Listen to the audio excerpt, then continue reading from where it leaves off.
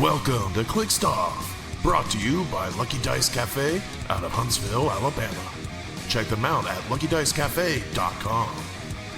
And now for your hosts, Daniel Powell, Jason Alvey, Alex Coos, and Tylor Spees.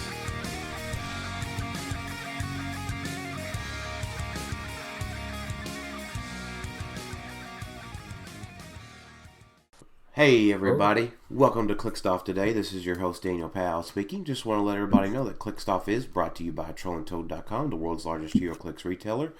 Find HeroClix new and old on Troll and Toad and use coupon code CLIXEDOFF for 5% off your HeroClix order. Merchant and pre-order items do not apply. If you like what you're listening to here today on Clixed Off, check us out, patreon.com/ClixedOff. $1 and above gets entered into our monthly giveaways. $5 and above gets entered into our HeroClix server, HeroClix Discord server for strategy and tactics discussion. And joining me today is Jason is going to Rock Cup Alvey. That's right, I'm gracing you with my presence. Rejoice. Hell yeah. I like this. We've convinced him, guys. We've convinced him. He's going now. Inevitable. Yeah, the Deadpool and the good pricing just put me over the top. Porter convinced him. Okay, we've used the whole soundboard at this point. No, all the good ones. We've used all the good ones. Yeah. Oh no, hold on. We've got one more. Oh my God. Divine intervention it was. Yeah. And then, so, as you've already may have heard, joining us also is Tylor. Finally is going to play his figure this upcoming weekend, Spees. Yeah, see how it goes. And Alex did a really good job typing up the pricing on the HeroClix for Huntingtons.com website. Coos? Oh, that's a reminder. I got to do more stuff on the website. Thanks for reminding me. Yeah. So today we are going to talk about a few different things. Now, I would say first of all, we were going to record on Sunday. Today is Wednesday. I have been battling a cold. No one can tell. Yeah, a cold viral thing. So if I sound off, that's why. I am drinking. Yeah, tell me about it. I much rather would have recorded on Sunday, and I had a lot of other stuff I'd rather have done this week. So I'm going to try to keep my coughs at a minimum. But, I apologize to everybody on the headphones, which I assume is most everybody. So I'll do my best to not hurt your eardrums. So I like to think people play this during their HeroClix events at their locals. They just blast this over the store's loudspeakers while they're playing. They totally could. That seems like a bad idea. Yeah. It's just rated R. Yeah. So today we do want to talk about some silver teams. We are going to go over the pricing for the HeroClix for Huntington's event next episode with Scott Porter. We're trying to line out a time with Scott. But it is up on HeroClixForHuntingtons.com. It's all there. It's all really good. So take a look at that. We'll talk about it with Scott here next episode. So we want to today talk about the previews that came out from the HeroClix for Huntington's live stream. And we want to review your silver teams. And we'll briefly touch on some of the figures that we saw on the Scott Porter unboxing. Oh, the unboxing, the Deadpool Weapon X thing. Yeah. So we'll start out with Iconics. We'll start out with Iconics because that's how I have the thing sorted in units. Right. Then we can switch to the Weapon X thing. So Iconics might be the best one, so it's a good place to start. Yeah, that's fine. So starting with the best. We'll start with the first appearance of, is it Hulk or first appearance of Wolverine? Wolverine. Wolverine. It's a Hulk comic, but it's the first Wolverine. Got it. Yeah. Sorry, I didn't have the picture in front of me. Incredible Hulk 181. Incredible Hulk 181. Funny enough, before this released, I started reading the Claremont run of X-Men because of X-Men 97, and the beginning of the reading order is start with Hulk, Incredible Hulk 180 or 181, because that's the first time you see Wolverine, and then you get into the X-Men. And so I just read this, and then we previewed it, and I was like, I get all of this. Right. I get it now. First superhero.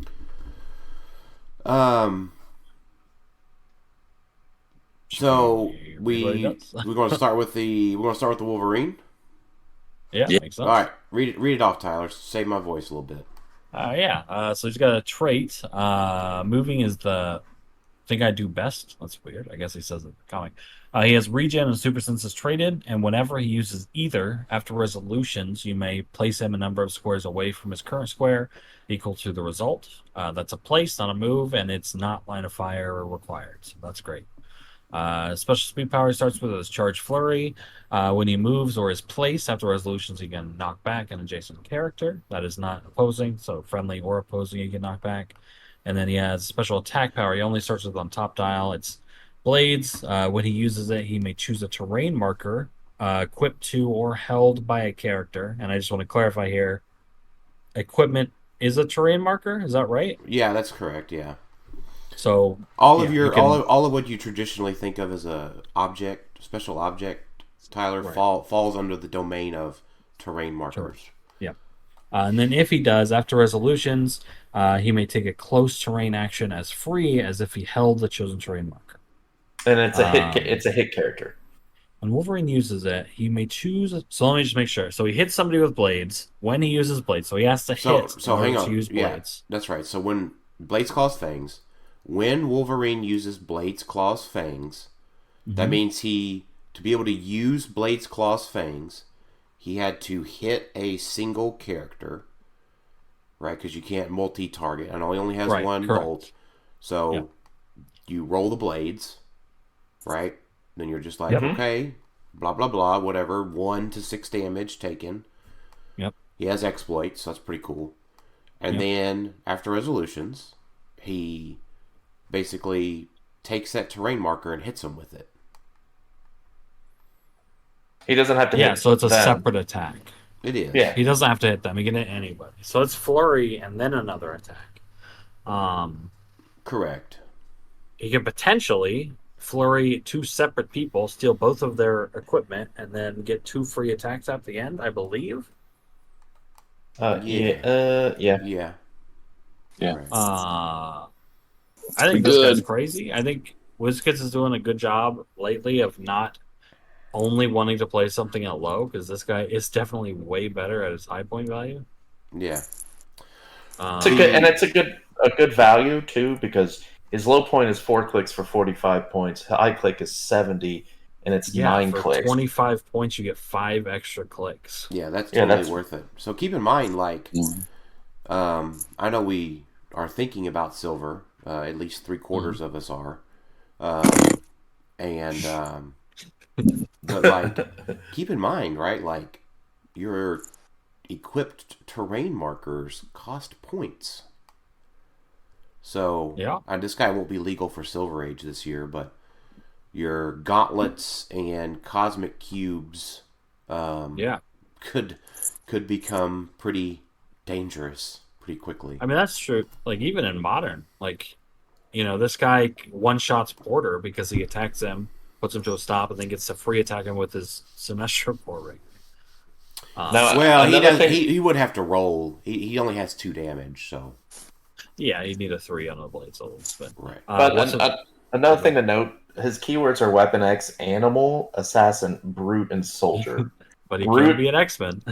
Sure. But the Brute is the important one. Yeah. Because he can combo with Dark Phoenix doing the little move and have an additional attack. So Brute is always one of those keywords to keep an eye out for. That additional attack would trigger his... He'd be able to use blades in that attack, and that would trigger his thing. Yeah, I like him a lot. The Super Sense trait, like, even if he doesn't get Super Senses, even if he rolls like a 2, he still gets to place 2 after being attacked. If he's tied up in a bad spot, he can just say, I'm going to roll regen, heals 3, and then gets placed on the other side of a wall. Like, I think this guy's really good. I think the interesting part is because he is pretty good and he relies on blades.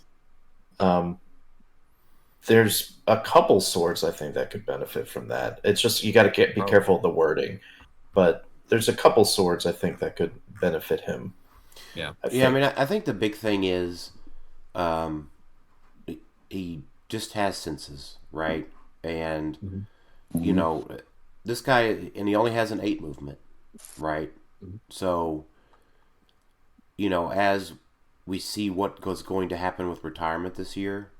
Obviously, we kind of expect all big maps to go away, but I think this guy is definitely something to keep in mind post-retirement this year. Yeah, that's fair. Yeah, because I mean, if he just gets to, I mean, obviously, like, not to be a Debbie Downer on such a great piece, but if he gets stuck on a big map, he's trudging, right? Like, I know he can be Dark Phoenix moved but you've been putting in a whole bunch of effort to get him across the map. Yeah, that's true. But now, I would say, I have played in tournaments still where people just aren't including any random big map. So, folks, just remember to keep any random big map. I understand if your team can't cross it. You never have to pick it. But you never have to pick it. But if you play somebody who also can't get across the big map and they make you go second, you can just take them to that map. Yep. It is. I was going to say, I was taking a drink of water. It is much better than the alternative of them just crossing a short map and eating the shit out of your team. That is much better, and it has happened to a lot of people. So. Yeah, I have had it happen almost every tournament so far. Yeah. I mean, there's nothing that I can do about it. I win the initiative roll. I go to their sheet, and I'm like, I'll just go to first on the small map, please. Yep. Yeah. I can't wait till all the maps are the same, so you can plan for that every time. But. Right, and I think I would really like to see Silver just move to small maps too. Update it. I kind of agree. I kind of agree with myself, but I kind of don't. Yeah, you do lose something. I'm not sure. Well, yeah, I mean, there are a decent amount of Silver Age that if they knew they had the short map all the time and could just hit the whole map.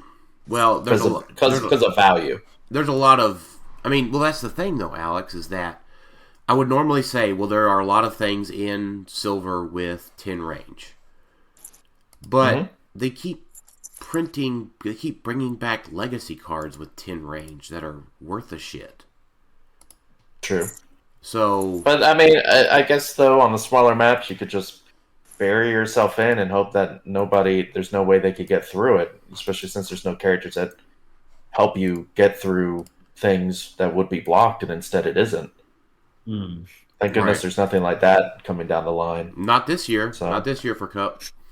Yeah, not for the Silver Age Championships. Nope. All right, so we talked about the Hulk or the Wolverine. Let's talk about the Hulk. I can talk a little bit about this guy. So, because it's very important. His first trait: when Hulk is given a move action after resolutions, destroy all non-debris terrain markers within 3 squares, then make an attack. Which is exactly what Giant Reach should do. Why? What do you mean by that? So, do you mean Giant Reach or do you mean Leap Climb? No, I feel like Leap Climb should do that. So here's what part of it I think it should mean is, and you're right, I can understand how that would be a little confusing. The Quake and Giant Reach specifically. So where it says destroy all non-debris terrain markers within 3 squares, then make an attack. So like your Kong, right? Your Kong goes up and charge Quakes. Well, he only gets through 1 square of barrier. Oh, you're saying... Or one. I see what you're saying. Right. Like, when I think of a Giant Reach Quake, I think of a kaboom. And the Hulk here definitely gives me the kaboom factor. Yeah. That's fair. Never mind. I'm not going to go into it. I was just thinking, like, what if there was a way to combo, like there was another rule set, as if HeroClix doesn't need more be complicated, but a rule set where if you had Giant Reach and Quake specifically, it did work that way, but only if you had both of those powers. Yeah, I mean, it's just like things that only work if you're adjacent. Like, there's one other close combat power. Maybe I am just thinking of Quake. I don't know. I understand it's not a simplification of game terms.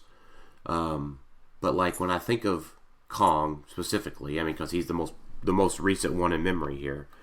I just want him to be able to just boom, and it's like, nope, if you have 2 layers deep of barrier, well, Kong's not booming very much, Yeah. Yeah. But Hulk, on the other hand, if you just looked at his dial, you'd be a little spooked because it's just the leap, climb, and the flurry. But that trait fixes it. Yeah. His other powers, real quick, because I think you stopped after the trait. Yeah, go ahead. The attack power, which he has on top click and his lower click, super strength. When the Hulk takes a close or ranged terrain action after resolutions, he may generate and pick up an object. Cool. So that's neat. And then he has stop clicks. He has 3 of them at 95 and then 2 of them at 45, which is neat. Yeah. Stop, impervious. When Hulk uses it, if the attacker is equipped or holding a terrain marker, increase the result of the roll by +2. So that's pretty nice. Now, the only thing that's a little bit sad about it doesn't reduce penetrating damage. Yeah, that is sad, but it's 45 points for 2 clicks, or 2 stop clicks, so that's something. Can't be too sad. I have a question. When it says after resolutions you may generate and pick up an object, it doesn't say standard object. Can you generate any what can you generate there? What is an object that you can generate? That's a good question. I think it's just one of the definition is. I think it's just a standard object. I would assume. I would have to look in the comp because I actually think that might be a typo. I think. Yeah, it probably needs to be like pick up a standard terrain marker. Yeah, because I don't think that there's a object keyword anymore. I don't think so, and I could be wrong. I'm gonna pull up the rules real quick. But yeah, is anybody looking at playing him at 95, or is it just 45 that we think he's? I think it's just 45 because, again, this guy's not unique, so you could just pay for 2 of them if you wanted to. Now keywords wise, he does have Avengers, Brute, and Monster. Yeah, he's got good keywords, like really good keywords. Yeah, this guy's a really solid attacker for 45 points on any of those keyboards. He competes with some of the best attackers for the points, at least. Like he's hard to kill. He's got decent reach. He can move 7 and then Quake. Power's great at removing barrier. So it's really helpful for getting through their defensive stuff.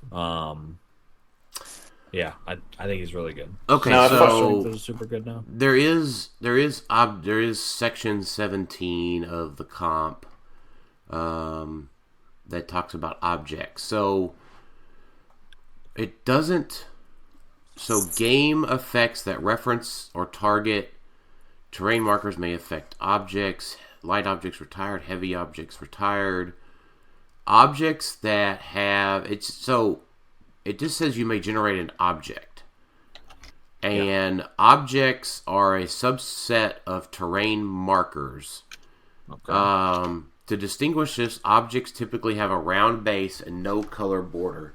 Okay, so an object basically means standard object now. Yeah, I think so. So, by the way, I am muting my coughing onto the recording, but not to you guys on Discord. There's 2 different mute buttons. I haven't heard it, so I think you're fine. Now, so it's a standard object. Let me ask. I want to turn to the resident Kong expert. 45-point Hulk versus 50-point Kong, because they do kind of similar things. Jason, how do you feel about Hulk versus? I get it. It's fine. Versus Kong. I still like Kong better on the alpha because he just has a bigger, area of effect than Hulk does. But I do like for the attack for sure. But I do like the fact that Hulk knocks out the tree markers within 3, which Kong has a problem with. I'd probably just play them both together. You could play them both together. It does raise a good question though, because this guy, you're basically comparing him directly to Kong. Mm-hmm. And Kong is better. Kong is just better than this guy. Yeah. Like, for sure. Like, it's not close. So, maybe you do just play 2 Kongs. Is he better than Silver Surfer on the team that you guys played at Adepticon? Is he better than Silver? No. No. No. Yeah, would you the play stats, the stats aren't as good. The movement's not as good. Okay. The trait's really great. I love the trait.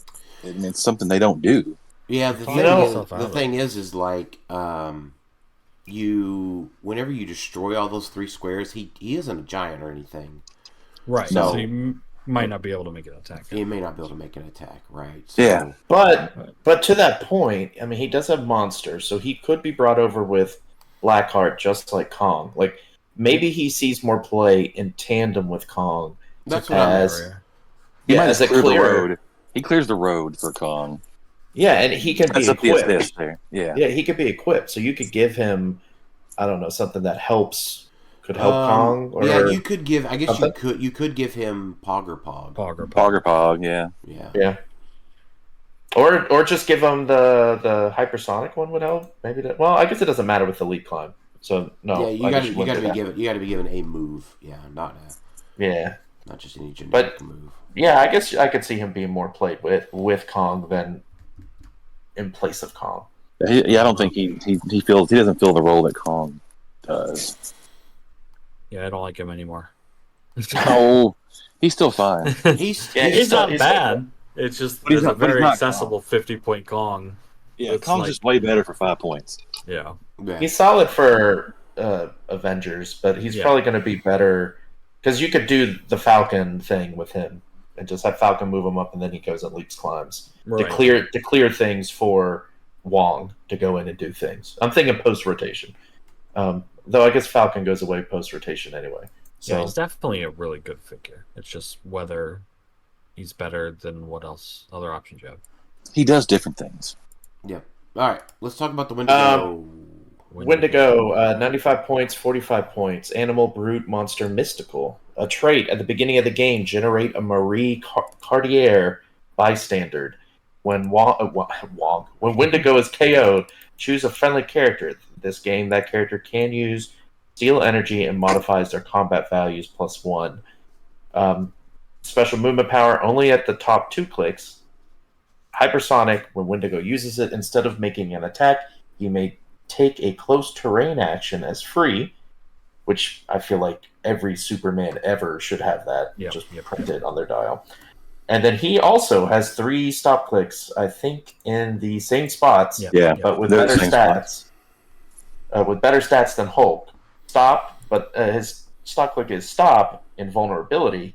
The first time this click is revealed, after resolutions give all characters within 2 squares of either Wendigo or Marie Cartier an action token. The bystander, Marie, is a 5-range triple target stealth in-cap support. Solid support with a stop click figure isn't bad, especially with new support. Yeah. And the 10 attack triple 5 range, right? Because 5 range is a little bit less common than before. Yeah. With the in cap is not bad. Yeah. No, I like this guy better than Hulk. He does more interesting things. He breaks through blocking for movement, which is great with his starting hypersonic. I'm only playing this guy at low. Same with Hulk. You never play in the 95. Yeah, so his movement power never comes into play. Which is okay, because I mean, as good as it isn't honestly that great. Right. Yeah. Yeah, I agree. You're not losing too much. Yeah. It's just like you No. get an extra 2 damage or something. But yeah, low dial, he's got Blaze, he's got Battle Fury and Cybersonic, so that's pretty decent. Like I said, he goes through walls. And then his stop clicks do something. If you just run this guy into their team, now they don't want to pop both his stop clicks because the double action tokens everybody within 2 of them. That power is also your characters. It's not just enemy characters, so watch out for that. But even when this guy dies, he gives one of your characters +1 to all stats for the rest of the game. Like, that's great. And they get still energy. That's freaking good. Yeah, I wouldn't mind playing 2 of these guys with like I don't even know, like on a mystical team. Like he's got great keywords. He's got Mr. Monsticle, Mr. Monster. Long to go on Animal. mystical monster team. Long to go. Sure. Like it's great, dude. Giving Wong steal energy and +1 to all stats does not sound bad. No, there you go. And he would have given out 2 action tokens. Like even if this guy just like sort of dies, he's giving out action tokens and buffing your team. So I like him a lot. Yeah, all in all, I think it's a very solid iconic set. Yeah, like it's one you probably want to pick up. Yeah, go get it. Because as we've seen, iconics, I think they're getting better with having them in stock, but sometimes it's still hard to find certain iconics. Just run a brute team with all 3 of these guys, and the Masters of Evil. There you go. Yep. Yeah. All right, and brute team up card. So next we got the Marvel previews from the stream. Are these going to be con LEs or are they part of a box set? They didn't say. So we'll start with the You said Marvel. Marvel, I don't think they are, but probably not. The DC we could talk about that when we get there. Yeah. So hopefully the Brood's buyable. Like hopefully, because a winnable generic seems not great. Because this guy's a generic, you want a bunch of them. Yeah, could you imagine how many of these you'd want to buy? Like, I mean, if you were like an army builder guy, yeah. Like if these were $15 a piece, right? Just go ahead and pop out for 10 of them. It's not bad. Which is not like out of this world for a good generic. No, I think he's great. Yeah. So if this comes out of the $15 buyable, I think it's pretty neat. I think it's a good business decision too by Wizkis because people will need multiples. But his first trait is Sleazoid. Just real quick, he has Animal, Cosmic, Monster, which are all great, and he has Brood as a keyword. So that's a new keyword. It's not. It's not. Is it not? We had Brood before, back with Rise and Fall and Xavier School. Well, but it's been a hot minute. Brood keyword enthusiasts out there. Yeah, and the one in Uncanny X-Men as well. It's been a keyword since the beginning of keywords. Has there ever been 300 modern legal points of Brood? I mean, you can play enough of them. Yeah, that's true. They're generic. There was a Brood Queen that was like 100 points. So. It's a straight. If Brood is adjacent to a character with the Brood keyword, when it rolls for a single d6, increase the result by +1. And then willpower. Oh, that's not a unique, so that should stack. And then it says willpower. When Brood uses it and succeeds, you may generate a Brood bystander. There's a second trait, infectious feeding. This is a unique modifier. Friendly characters with the Brood keyword modify attack +1 for each friendly character with the Brood keyword adjacent to them. So this guy's like a spawn more. If you run, 4 of these guys, 120 points. They're, 1 through 6 senses. I'm more interested in the other part. Willpower. Just bystander part. Just keep in mind a 1 always fails. On senses it does, not on willpower, right? Or does it? On any... Yeah, what? On any single d6? Any single d6. Yeah. Okay, but if you run like 3 of these guys at 90 points, you're pretty... I'm not guaranteed, but you're almost printing a Pog every turn. Are they max 1 Pogs? There's no max. No. So you just keep... And the Pogs aren't bad. The Pogs are... Let me pull it up. They're pretty good. Like, they're actually good. Sidestep, 9 poison, 17 toughness, 2 exploit. It's not bad. And they fly.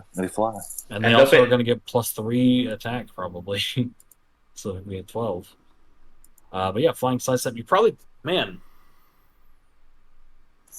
This guy's good. Yeah, that's why we're hoping he's a viable and not like a winnable, and you're going to need multiple. Because you probably do want to play. If you're going to play him, you probably want to play 2, maybe 3. That's a lot for the points. But if you're wanting a Pog team, that's like, solid. This is your best bet in Modern, I think, for a Pog team. Because they've got Flight, too. And so it's just... Flight, Sidestep, they can carry each other. Yeah. That's not bad. You're like, just really. You can leave the main broods in the back if you want to. You can roll for willpower if you don't have a token, right? Just to be sure. Yeah. Correct. Yeah. Okay. Then like now, obviously, it'll be better after rotation when we hopefully lose Carnage Silver Surfer, and you don't have to deal with him coming up and just pinging a brood and just healing right up. You just have to deal with the Black Lanterns, and that's kind of whatever at this point. Yeah. But I like him. I think. Yeah, I mean, I think it's really good, really solid. Yeah. Now, if you want to go on the other side of solid to maybe not so solid, Cyclops. We've got Cyclops. Yes. Got it. Yeah, I'll read him. He's got 75 points. Keywords are Champions, Starjammers, Utopia, X-Vector, X-Men, Marksman, and Pilot. He gets the new Marksman keyword. That's pretty cool. X-Men have too many freaking keywords. There's so many. Like, just say X-Men. I'm done. He's going to trade Force Blast. When Cyclops knocks back an opposing character, that character is knocked back 6 squares instead, and any knockback damage they are dealt is increased by 1. He's got another trait, Leadership Willpower, adjacent friendly characters with the X-Men keyword, or modify attack +1. And then he's got an attack power, which he doesn't have on a starting dial. Normally I wouldn't talk about it, but it's so cool that I will. It's called Zark. It's power. Give him a Visor token. At the beginning of your turn, if Cyclops has a Visor token, you may remove 1. If you do, choose a direct line away from Cyclops. Destroy all blocking terrain and terrain markers within range, which is range of 6, along a direct line. Then make a range attack targeting all characters within range along the direct line, regardless of line of fire. Instead of normal damage, the hit characters are dealt 4. So that's a super awesome attack power, I think. Like, it's like storing up a attack for the next round. Yeah, I kind of wish it didn't have to be within range. Yeah, that's kind of true. I don't think that would because the within range makes it really hard to pull off because it happens at the beginning of your turn. Yeah, that's true. But he's okay. I would say he's okay. Just like the dream on his top dial is like running, shotting, double target energy explosion with a 12 attack, and everybody you hit with the energy explosion is getting knocked back 6 and then taking knockback damage. So like, there's a lot of power, but he's 17 toughness, 6 clicks for 75 points. He's not ever meta. Well, the other caveat, the one thing you got to keep in mind is marksman, so he does get the arrows. He does get the arrows. That is true. Which does love people grouped up together. Dude, like, imagine that Quake knockback. Yeah. You know what? You know what I was thinking. You know what? This guy be really good. If they would just, I do. Yeah, you do. If they would just go to that Silver Age ban list and just scratch out ID cards. This would be one of the best Cyclopses, and that's saying something for an ID card. I will say the sculpt for it. He had the old school. Well, it wasn't really old school, but like I remember seeing the costume for it. It's a Jim Lee costume. Yeah, it was really nice. Like, yeah, it's one of the better looking, just regular uniform Cyclopses we've gotten in a while. But it begs the question. We only saw Brood and Cyclops. Kind of weird. It seems like there's one missing. I agree with that. Yeah, but once again, we got to remember, as we saw in the unboxings, it's a Deadpool Weapon X, but it feels like there's a lot of X-Men. At least what we saw thus far in the Deadpool Weapon X one. Yeah. So, maybe it's just playing off of that a little bit since they're coming out around the same time. We're missing a whole bunch of Marvel 24 stuff because, like, Old King Thor is number 3. Brood's number 10. Yeah. We're probably getting some box sets. Like we all anticipate Because goodness knows we're not buying any of these individually, right? Oh It my might not god. even as a box set. Alex, I appreciate you in my current state, so thank you for. No problem, because these DC, the whole time, me and Tyler were watching this together, and the whole time we kept saying, okay, there's surely a dark side or something with this. So we got five. I don't know if we need to go. Do we want to go through each of these? Because they're not that great. But they're all apocalypse based. We got Parademon, Calabac, Steppenwolf, Kanto, and Mantis. They all have a shared trade. Apocalypse demands my service once per attack when a friendly character with apocalypse keyword and a greater point value than insert name would be hit by an attack. Then they do something. They each do something a little bit different, or is it just they all could just be a target? It's all the same. They get placed adjacent to that character and then they become a target. It's like Mastermind globally, but it pulls them back to the character. Yeah, the only thing you need to know is Parademon has expendable goons, so we could be kind of paired with that. In power, which is okay. Yeah, Calabac is okay. It's there. I'd say the only one worth mentioning is Kanto. I think Kanto's is pretty good. Kanto has the target trait, which we've seen a lot of. Yep. He also has he's got Perplexing Prob at 35 points, position bad, and then he has Plasticity Size up south when an opposing character within range uses Super Senses to decrease the result by 1. So like he's okay for 35 points. You get Perplexed Prob, you get that trait, you get the target, which is it's not nothing for sure. Yeah, it's just when we saw all of these, it was like, this is weird. Because Con LE's past years, we see Space Ghost. We see really cool looking Con LEs. I'm sure there's one or two that's usually like a little weird. Joker from Scooby-Doo, the Hanna-Barbera Joker. Like, that's cool. That's thematic with Batman team up. Like, these are cool. But these 5 leave a lot to be desired. They're clearly, I think they're clearly from like a box set. I would guess that it's like a 6-person box set with Darkseid, I hope, because if it's just these 5, it's very disappointing. If there's a Darkseid that sort of works with a trait, that would be cool, but I would expect a Darkseid to come, but it's probably 0-17 since we have 0-14, 15, 16, 18, and 19. Okay, so maybe. Yeah. So it's probably the one in the middle. If it made it a box set, makes sense. Kind of like a Wonder Woman Generations. But a 6-person box set's pretty big. Yeah, I think it's the biggest one we've gotten, so it'll probably That'd be beefy. That's like the size that's like the size of a Spider-Man box set or something like that. Or like that Death of Superman was that 6 characters? It was close, right? It was close. I think it was 5. Okay. Well, and then the Guardians. Superman, Doomsday, Steel, Cyborg, Superboy, Erratic. No, that had like No, I'm looking 1, here. 2, 3, 4, 5, 6, 7, 8. It had 8 people. No. Death of Superman did. Guardians had 6 characters in it, I think. Okay. Plus so the 1, 2, 3, 4, 5, 6, 7, 8, 9, 10, 11? Had 11? That's a lot. Oh no, no, sorry, I was thinking it was double counting the things. Yeah, it had 11 characters and then the Bucky arm. Yeah, so it's nothing out of the ordinary. So yeah, it's just the first time we've seen a Connelly, I think, have that many. Right. But it isn't anything new that they've been doing. So we're all hoping that is the case because no one wants to sit down and win a thingy at Gen Con or Worlds and get a Parademon thrown in there. Right.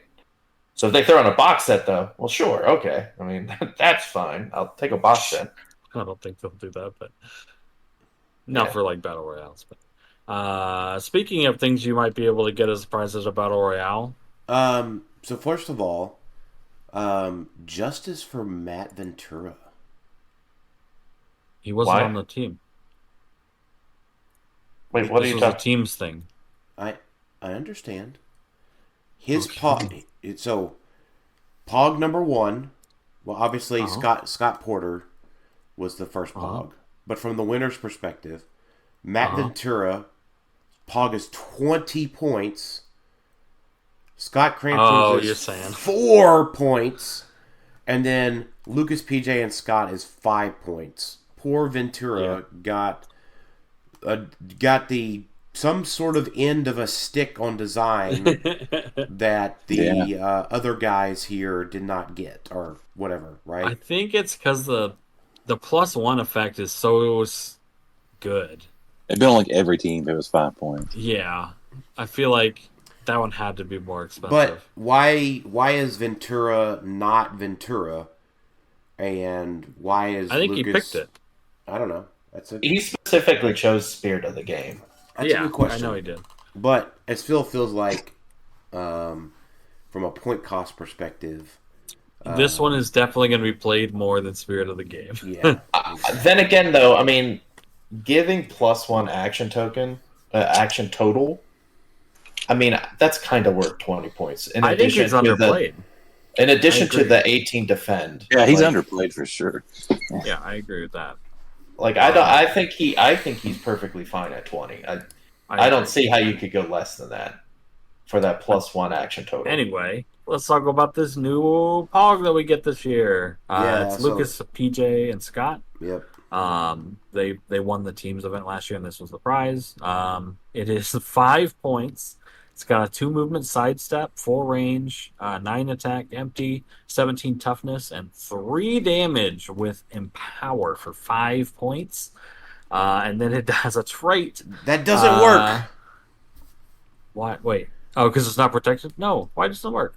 The trait, the trait itself is not protected pulse wave.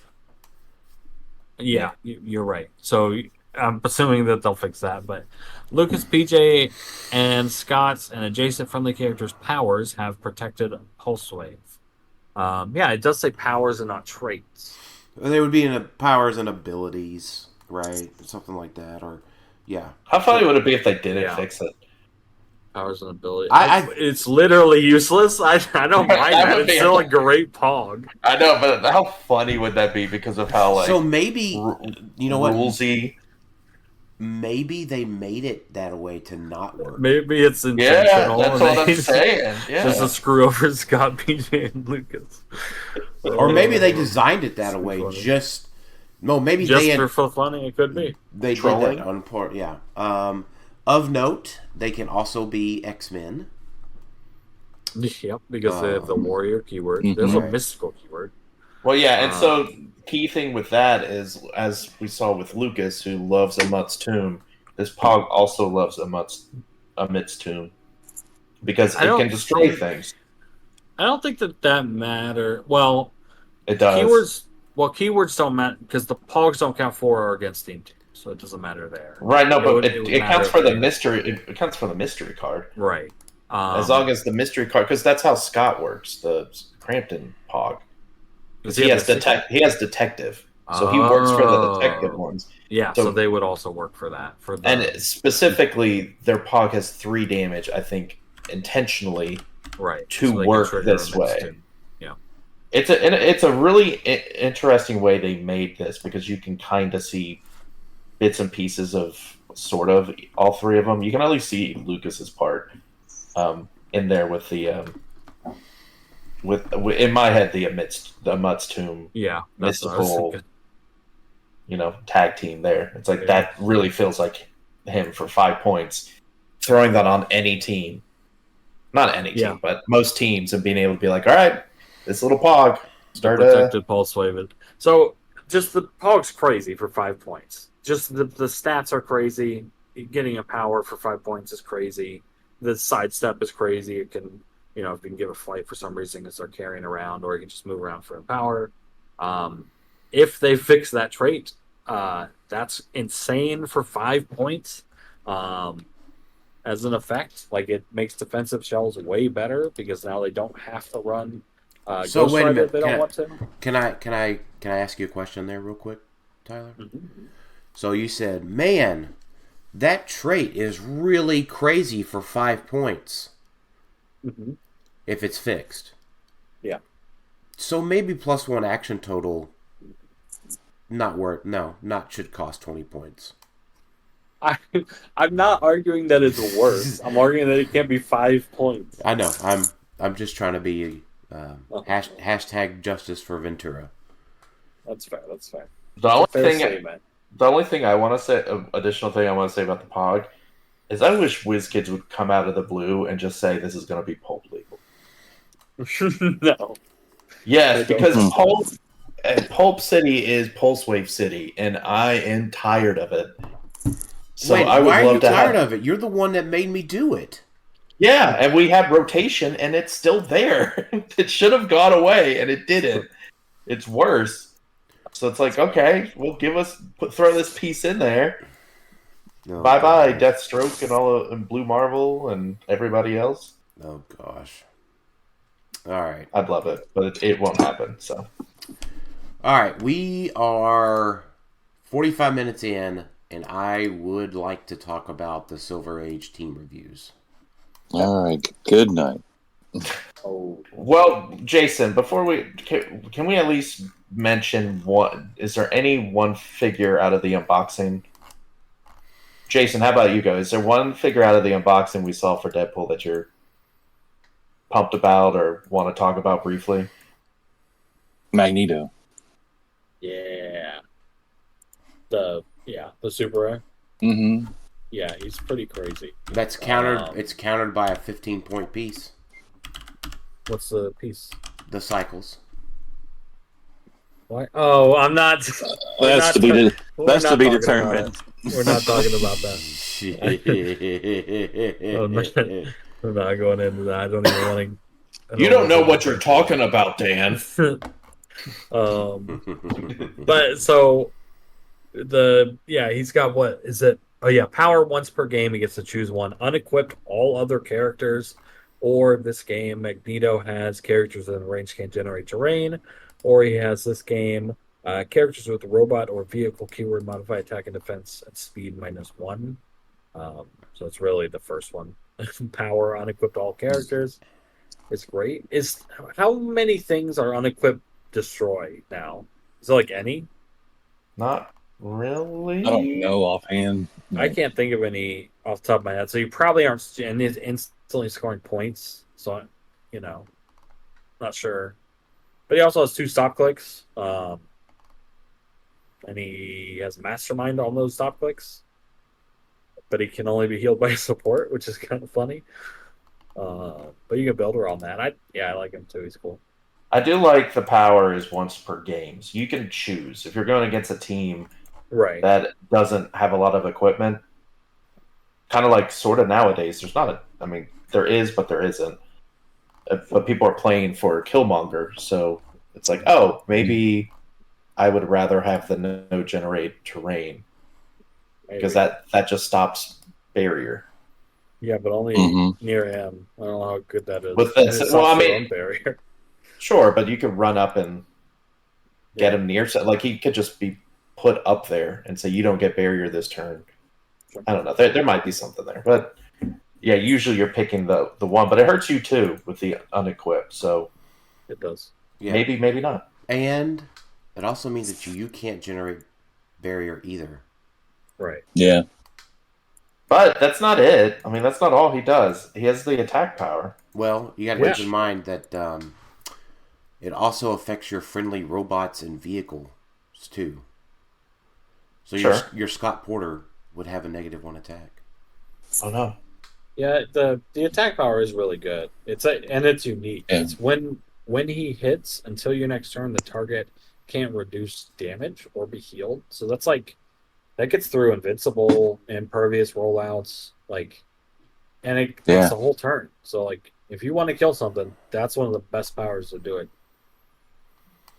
It's a really good Magneto, and it's not a stupid support Magneto. Yeah, it's it's a good Magneto. We've had a lot of these beefy Magnetos that have been garbage, like the Phoenix Force Magneto, and we got a couple in some of the older sets or recently retired that's like, it's Magneto, but he's too many stupid points and he doesn't do enough. Well, this one definitely does enough at 100 points. Yeah, at 100, I think he's fine. Yeah, he's got 2 stops. And he's got a fairly long dial. So Yeah, you probably do want to play someone with support. Yeah, probably. yeah, But that's yes. probably have at least black shirt porter, right? Yeah, this might be the time when you go white shirt Indigo porter. ring? Yeah, give him Indigo Yeah. instead of Right. Sinestro, just to give him that support in case things go bad. But Porter's probably dead by the time Magneto's dead. So Probably. Could Yeah, be. like, He's a cool figure. yeah, he's Yeah.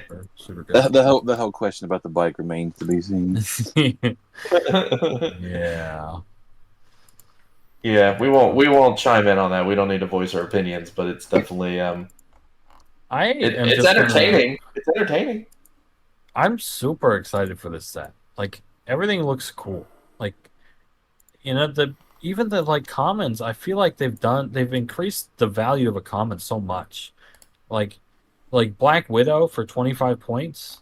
Like she's 4 clicks long, she's 11 for 3 with exploit and 20 that's a crazy dial for 25 points. No movement Oh. attack though. You know what I mean? I know it's probably not meta, but like the fact that that's where we're at. There's other ones that I wanted to find. Wait, Honestly- who doesn't have movement attack? Black Widow. At 25 Zero's- points. Yeah, 005 Black Widow. Oh, and you said that, Alex? Just give her a cycle. Yeah, now she's a you 40-point Black Widow. I'm just saying you're probably not playing her, but like Well, you probably are with the cycle, so that way you could stop Magneto from working. So that's could do probably that. the reason why you're doing that. I was actually, to be honest, a little underwhelmed when I saw the unboxings. really? Well, for a Deadpool set, he didn't pull a lot of Deadpool stuff. He pulled some. Well, there was at the end there was like one that had like all Deadpools in it. There was like 4 yeah. Deadpools. There's the thematic ones, sure. Right, but this is like an X-Men set in disguise. I Like, feel like that's every Deadpool set. So Deadpool it's- X-Force it's was. Deadpool and Weapon X, right? I don't feel like half these people were Weapon X, but I don't know all the Weapon X stuff, but like So I'm No, looking. there's- Cyclops.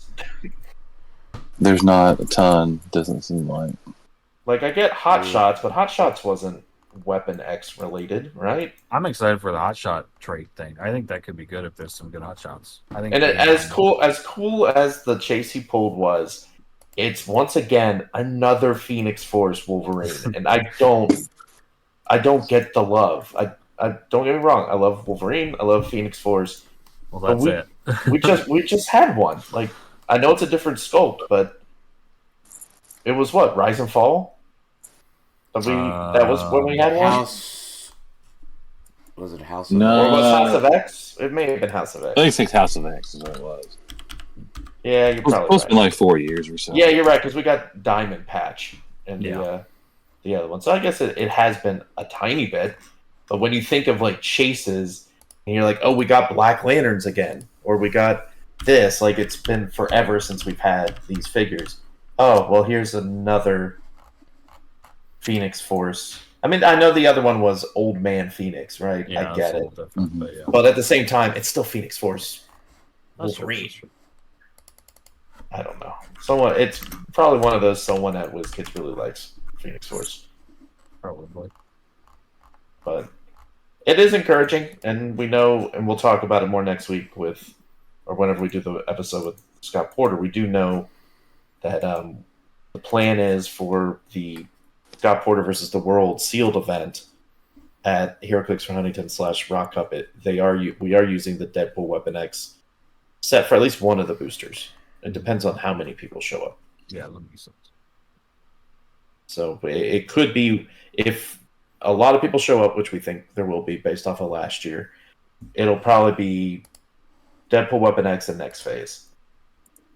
Which is fine. I mean, Yeah, can't be mad at that.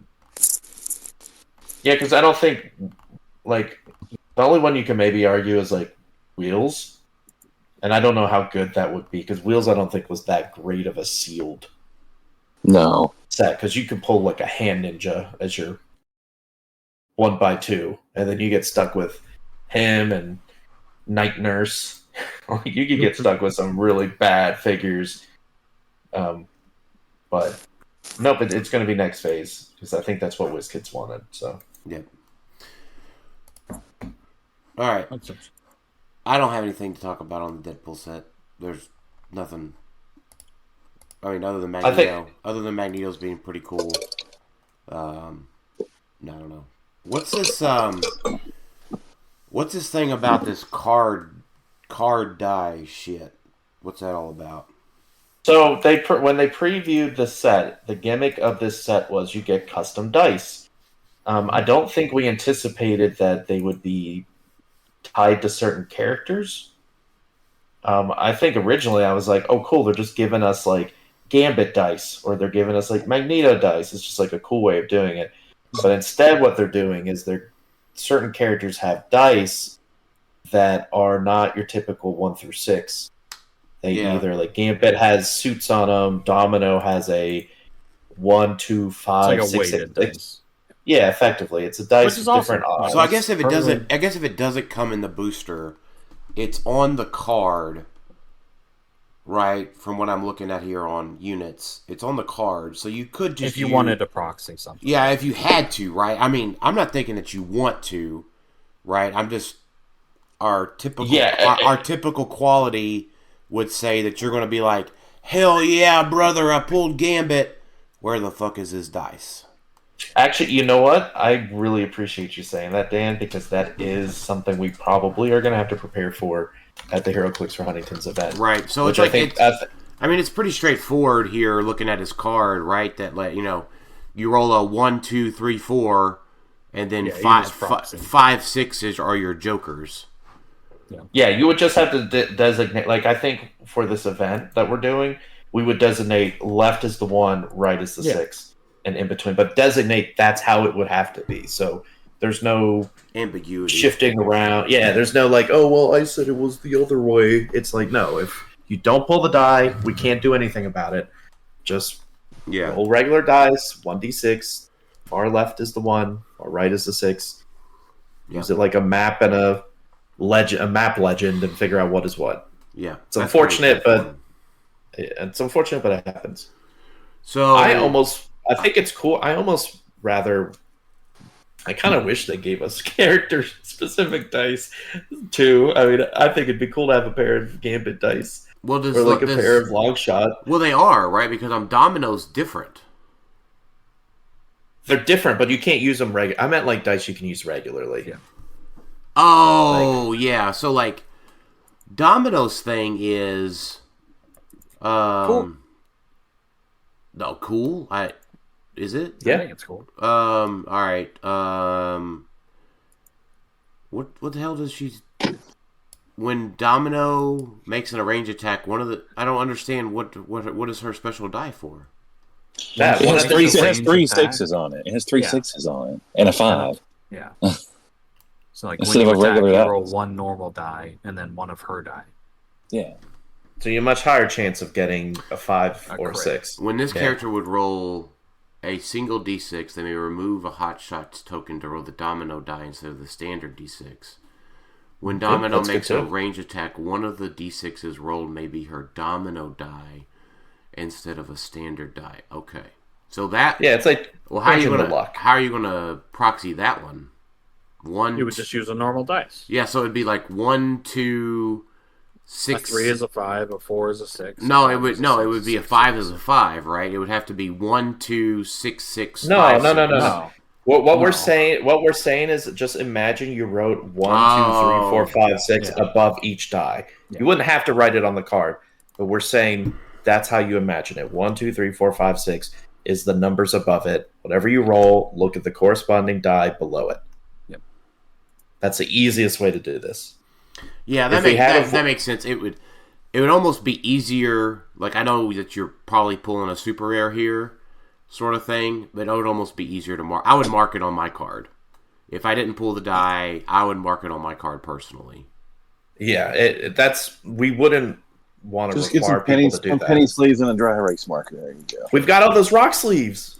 There you go. And a dry erase marker. Wait. I need to see if the rock sleeves would work for that, because I'm sure Howard's got a ton of those, and with the new card design, they don't work. That might actually. I don't expect that you're going to be missing die for every single one of these characters, right? It's just going to be like one person or two people, right? Out of all the sealed people, on Well, Saturday. out of Porter's brick, he got the domino die, but did not get long shot, right?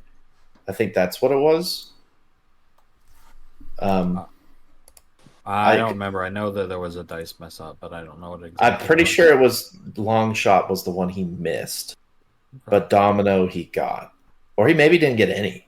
But I know it was mentioned. Okay, so long before. shot. Okay, I'm going to look forward to doing this for set review. There's some good stuff. I'm excited for the new set. Yeah, so he's got so long shot gets to roll his special die, and he's got For perplex. for 50% chance of it being a regular old perplex, a 33% chance of it being a +2, and then a 18% chance of it being, or 17% chance of it being a +3. Yeah. I mean, that's solid for 40. Like, just a chance. Well, maybe not in a world where everyone's got +3 stats on everything, it feels like. So It's a not really. Look. Yeah, but kudos to WizKids for creating a unique mechanic to a set. Like, the die mechanic is unique. I didn't know how they were going to do it, and this is a very cool way of doing it. Yeah. Okay. All right, silver teams. All right, Jason, do you have any final thoughts? No, I don't. I'm just tired. Well, hey, you do have a thought. What's that? I'll remind you of what your thought is. Okay. It's an animal that lives in marshy areas, and it builds a dam, and you're going to go visit his gas station. Oh yeah, I'm gonna go to Buc-ee's. Woo! Can't go to Buc-ee's. Yeah. Is there Buc-ee's for me on the way? No, I'm excited for that. It's on the other side of town. So if you're coming down, I think 65. It's in Athens, Georgia, right outside of Huntsville. Think of all this Buc-ee's talk. Yeah, the closest one is down in Calhoun that is out of the way. Yeah. That's a bummer. Yeah, brisket sandwiches. Yeah. I might need you to hit me up some beaver nuggets. I might ask you guys to pick me up some. Yeah. What? Tyler, Those are good. Tyler, it's on the way for you. I know. I don't think I'm going to stop at a gas station. It's not a gas station. It's not. Buc-ee's. It's not. Yeah, It's a destination. It's a destination experience. Oh hell Yeah. yeah! It's a destination. Yeah. So by the way, if anybody is going to Huntsville and wants to go to a destination, you go to the Buc-ee's. It is definitely, if you have an extra 20 minutes, or say an extra hour before you go to Lucky Dice, go to Buc-ee's. Absolutely. It's a good gas station stop. Like it really is, Tyler, because you can get actually a decent lunch there. A decent a decent meal any time of the day. At a gas station. And the bathrooms are super clean. Their coffee's good. Their tea's good. Their soda fountains are great. You get to hear fresh brisket on the board. Dan's been there a couple of times. Yeah. He's a regular. They know his name. Yeah, they don't actually say it. Dan's the one that comes in and says it. Right. You hear Dan in the back. As soon as they lay down the sandwiches, Dan's like, "Yep, fresh." Sure, you don't have to say that every time. Right. No. Yeah. So for what it's worth, there's one in Kentucky. There's two in Tennessee currently, and then there's one down there in Huntsville. By Huntsville, so there you go. But that is Jason's final thought. Yep. Munching on some Bucky Beaver. Okay. Hey, All right. That's fair. All right, let's take a look at and review some monster teams, or sorry, the first team's a monster team, some Silver Age team. The second team's a mystical team with a bunch of monsters on it too. So. Which one are you looking at first? So I've got it sorted by all comments. So that meant Josh Parlins was up top. Yep, I see that as well. Okay. All right, so Josh Parlins sent in the Monster Mash, which is camo. With a Mortal Hulk and a motorcycle. the Sinestro Core, Scott Porter with the Sinestro Core, Scott Porter with the emotional modifier, Commissioner with the reality gem. People that can't see it that are listening, so I'm just listing it off real quick. Groot, Wendigo, Carnage, and Black Shirt Porter. Can you play? I thought the Porters were all unique. I don't guess they are. The Porters? What are you talking about?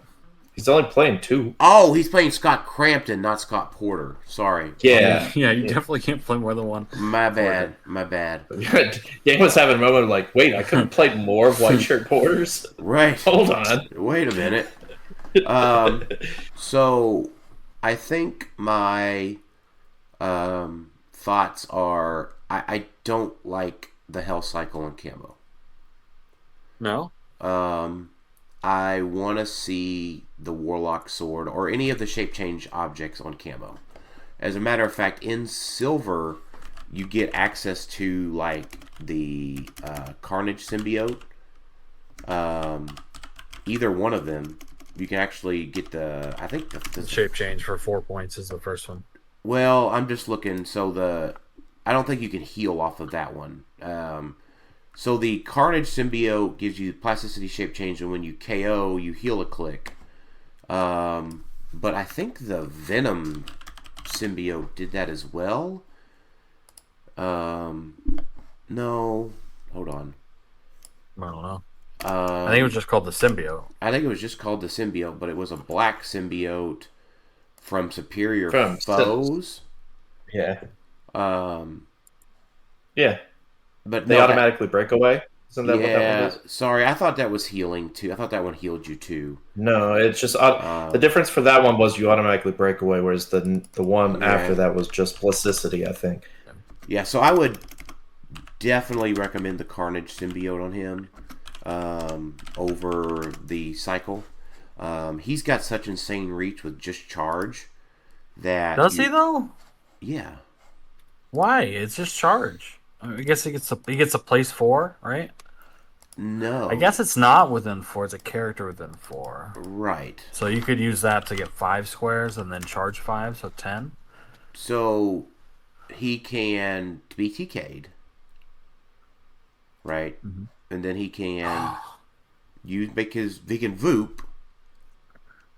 If he has hypersonic, he gets to Voop twice, though, right? He does, but you're giving up. You've got to have that defense on him. I mean, I just, if not, he just. I understand that there's a lot of battle fury that's available via emotional modifiers and stuff. But my opinion is he's got to be able to just have that defense up top. If not, he's just an obvious target to start pounding on and make. I kind of disagree. I think that it's okay to go all in on offense. Getting to place twice on hypersonic seems really fun to me. But I think you just go all in on offense and then hope for your stop clicks to bail you out. Because your stop clicks give you triple rollouts. They do. And there's 2 of them. So that's what I would rely on. But what is even crazier there is that if you're on one of those stop clicks and you start KOing things, you're healing up even way more. With which one? The Carnage symbiote. Does that give shape change? Carnage symbiote gives shape change. That one's 10 points. I remember, Yeah, that's the one that if you KO something, you heal as well. Yeah, I get that. There's a lot of healing right now if you're playing him. He doesn't have Masters of Evil, does he now? But he has Black Shirt Porter. He has Black Shirt Porter, yeah. So, honestly, I think the bigger question on the team is, how do we feel about Immortal Hulk? I was just asking. Think about that. So I didn't want to spend a lot of time on the equipment for camo. I think camo's great. I would recommend playing a Carnage symbiote on him. That's my opinion. That's fair. I don't like Immortal Hulk unless you have a way to knock him back on your own. Yeah, you need to be able to damage him. Does he have the Hanged Man or anything? I mean, he has the trait, like damages. Oh, he does have that new thing. We have never played him since then. He can damage him. Oh yeah, they errated him. That's true. Yeah, they gave him and Robbie, right? Good old Robbie, the capabilities. I think there was 3 of them. To get him off their activation clicks. The problem is, the used to be problem with Immortal Hulk, why he wasn't that great, even after the activation click, is people could cycle him and turn him quickly. Like, I feel like that was the issue. It was like, I don't know if I'm trying to remember, but either it was like Sky Tyrants or it was things that could just kind of get through, like turn them quick, like just hit them to stop. Like you turn them to stop click, and then it's like, okay, well, I hit him twice, maybe once for. Well, no, you'd have to hit him twice to get him back to top click. Yeah, so you got to keep in mind that Invincible's not as good as it once was, because it used to be like you could hit him for 1,000,000 damage, and he would only take 3. Now you hit him for 2, 3, 4, 5, 6, and it spins him. Right. So, which is not super hard to do right now. Right. Yeah, I think the problem I have with it is I honestly like hypersonic on him more than I like the motorcycle, so he would need the hell cycle for the hypersonic over the +2 charge that he's probably choosing. I'm wondering what he's choosing for that. It has to be charge, a +2 charge. Yeah, you don't need running shot, and the other one's passenger 1, which probably not using that one. The other downside, like Immortal Hulk could work if you play like. The problem is the team is built from Monster, so you can't get Ant-Man on there because Immortal Hulk would really like also being just a giant, because you could get around his whole Vengeance token by just blocking line of fire. You can. It's still, they do stack up. I've played against them enough that it like he was good for a reason. I think he is good. I'm not going to say he's bad, but my opinion, I would recommend playing Blackheart from X of Swords, or sorry, not X of Swords, Rise and Fall, with a power gem instead of Immortal Hulk. Yep. This is a monster. Yeah, he's a monster. Yeah, that makes sense. Blackheart is very good, especially with Chthon. Like, he goes nuts. Yeah, so Chthon, that's a good point. Chthon and the power gem, because that fella coming in and you KO one of the guard thingies. Yep. And he just charges in with flurry on that click, and he just does 10 penetrating damage. No, it'd be 12. It'd be 12 because of Chthon, right? Yep. And then even like when he running shots, right? It would be 10 for 13 for 6 damage penetrating. Yeah, he's very, very good. So yeah, I think that's fair. It's kind of like a don't die-ish team. Not don't die, but like Camo and Immortal Hulk are both really hard to kill. But so is Blackheart. I think Immortal Hulk is easier to spin around than Blackheart is to KO. Maybe. Probably. I mean, if you get Camo and Immortal Hulk together and just they're trying to wail on Camo and Immortal Hulk's gaining all of those Vengeance tokens, there's just not I mean, I guess you would probably want to. Would you just give him Doc Arms? Who? Just Immortal Hulk, just to give him the flurry?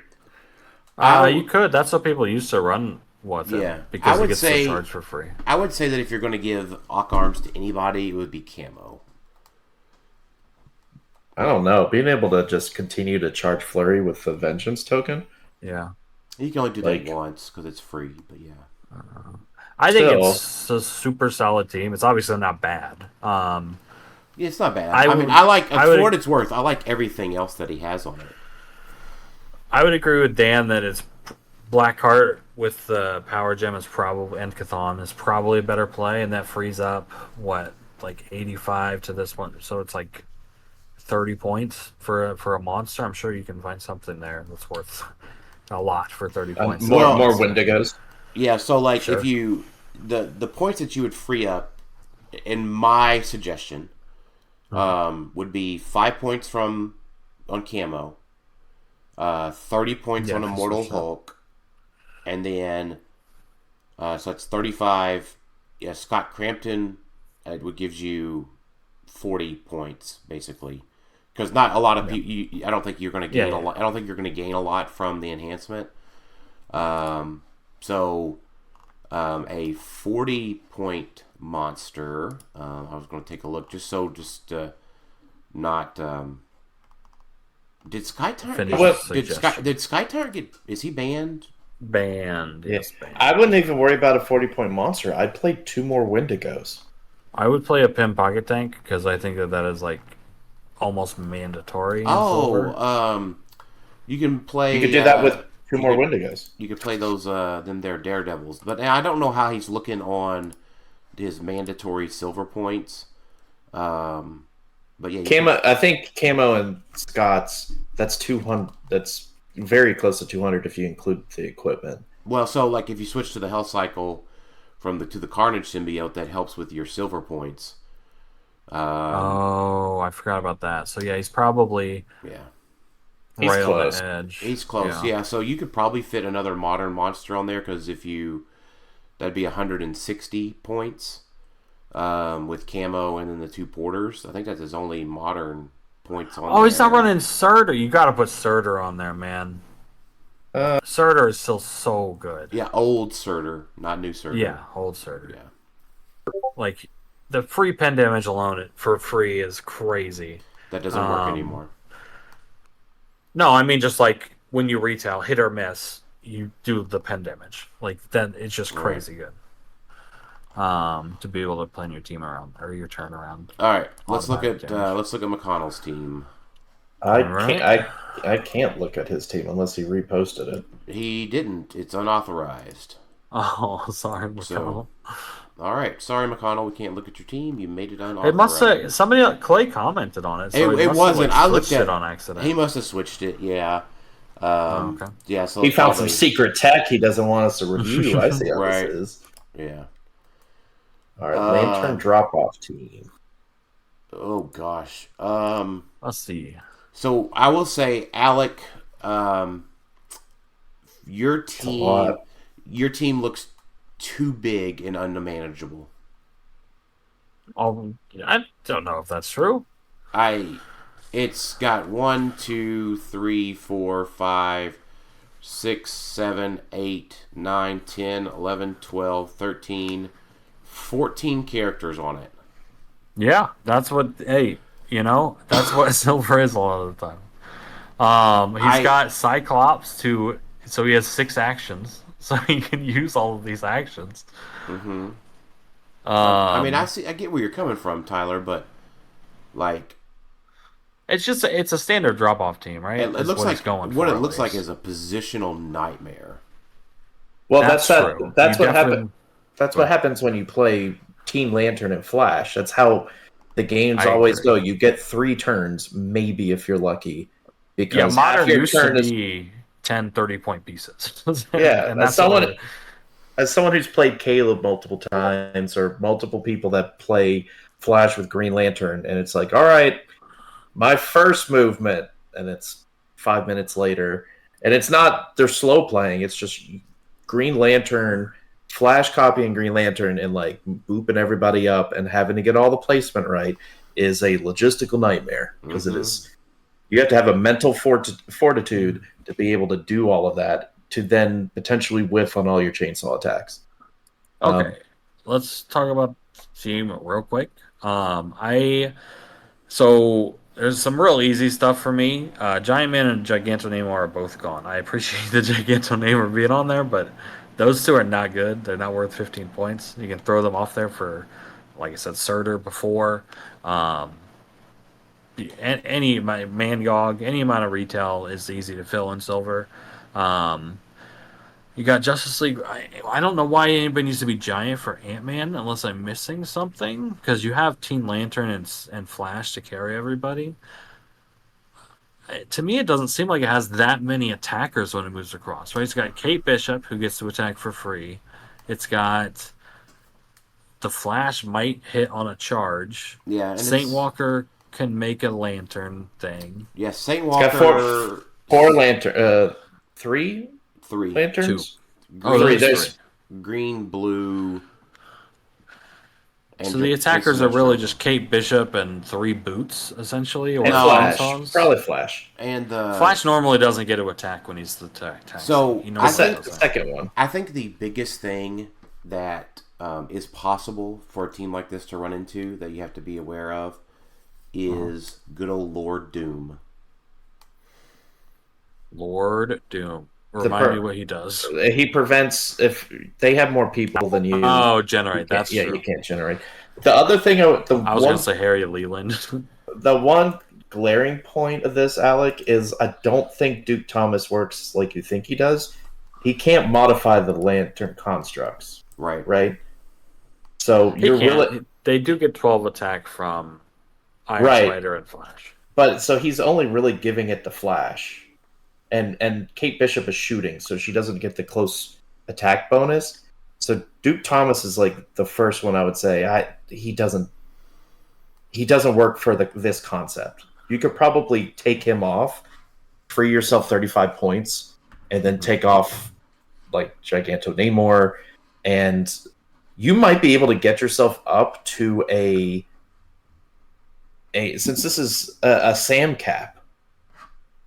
Or she's not like super great anymore as a drop up. She's okay. She's still pretty good. Or you can even, since this is unthemed, my boy, you've got lantern stuff. You better be putting some Foot Elite on here. Some Foot Elite. Foot Elite would be good. Like even if it's just 2 or 3, that would actually that would buff Kate Bishop up because they all have enhancement. True. Like okay, now I'm on board. Take off Duke Thomas, put in 2 Foot Elite.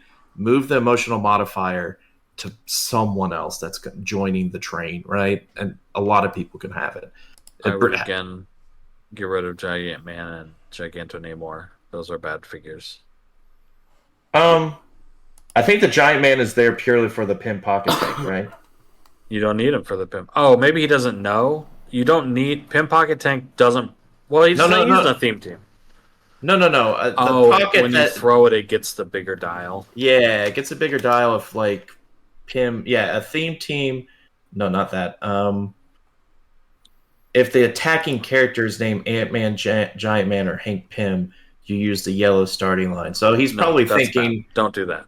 He's probably thinking retalling. Maybe that's why he also has Duke there, to retal and make a bigger tank. You could just... I get it. Don't do it. Don't play Giant Man, and don't play Giganto Namor at 15. Yeah, you're better off just having Kate Bishop or one of the Lantern constructs or someone use the tank to drop it, because you could do it in a close attack. Yeah, so, you definitely do it on the Alpha. I don't think you do it with you can't even do it with a retail, because tank only follows you on a move, not on a place. You could have the tank over there and then retail, I guess. You could, but it's not ideal. Yeah, I still vote get rid of Duke Thomas, get rid of Giant Man. You don't need Giant Man and Ant-Man. You also drop Cyclops for Spirit of the Game, but no, because he's not a theme team, so Spirit of the Game doesn't work. There's a 25-point KC figure that does that, right? Plus Power Woman. Power Woman. I will say Ant-Man might be there for Kate Bishop. What does she ignore? Everything but blocking. It's elevated characters and shoot through. Okay, then it's not necessary to make her giant, but maybe it is for, if you were because you have. She doesn't. She doesn't ignore all that, does she? It just says once per turn, when Kate Bishop is carried after resolution, she may make a range attack as if she occupied any square the character carried her moved through. She has improved targeting.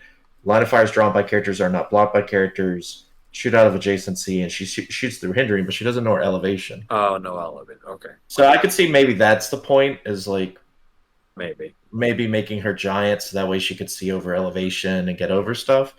There's definitely some tweaks you could do to it. I don't think the concept is bad.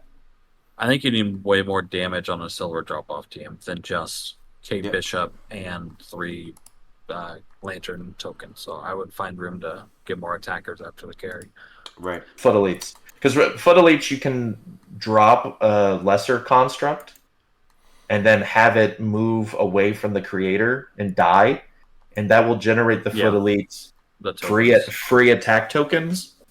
And so they'll pop over and they'll be hitting for potentially a lot of damage. They have only a 10, but you can boost that up with St. Walker and stuff or whatever it is. I think those would be great on this type of team to give you options. If the constructs fail, you've got free attacks from foot elites that also will buff Kate Bishop up to a potentially 6 damage. Yeah, that doesn't feel too bad to me. All right. All right, Jack Smith's team. Jack Smith. Back in Blackheart. So you've got Blackheart with the Power Gem, Blackheart unequipped, Blackheart from Wheels of Vengeance with the Spin Ring, which I think is a really cool concept with Blackheart, which gives him an insane amount of reach. So not only do you voopity-doop with him, but then Blackheart can TK after that fact. Right, and place, yeah. So... yeah, that's really good. Yeah, and then spin, like do the spin, do the TK. So you get an insane amount of reach out of Blackheart. Then you've got your Kong, your Kale, your Tri-Sentinel, your Bloodstone, your Scott Porter, your Pym Pocket Tank, and your Scott Crampton. Okay. I love Blackheart. I love multiples of Blackheart. I don't think you can spend better points in silver than Blackheart. So that's great. So I think I do want to talk a little bit about what I think might be a little bit of a negative of Blackheart these days. Okay. That he didn't experience when he was in Modern necessarily, and that was knockback damage. Knockback damage. I mean, he has a reducer on his stops, right? Or am I crazy? I think he has at least toughness. Really? He has Stop Mastermind. Oh, and his power gives him power cost. Okay. That's correct, yeah. So that does hurt him, for sure. Yeah. So just keep that in mind, is that, something like Alec's team where it could generate boots. Yeah.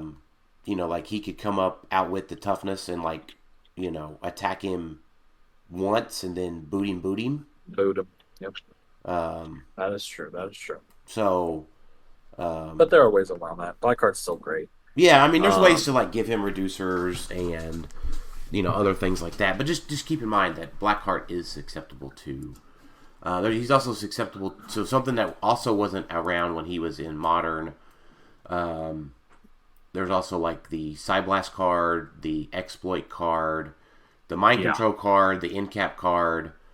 All things that will eat through his stop clicks pretty handily. And keep in mind the Power Gem of which you have equipped to him when used against Blackheart is also bad against him. Now, do I think that any of these things make him unplayable? No, I do not. Just keep in mind that those are all things you got to be aware of.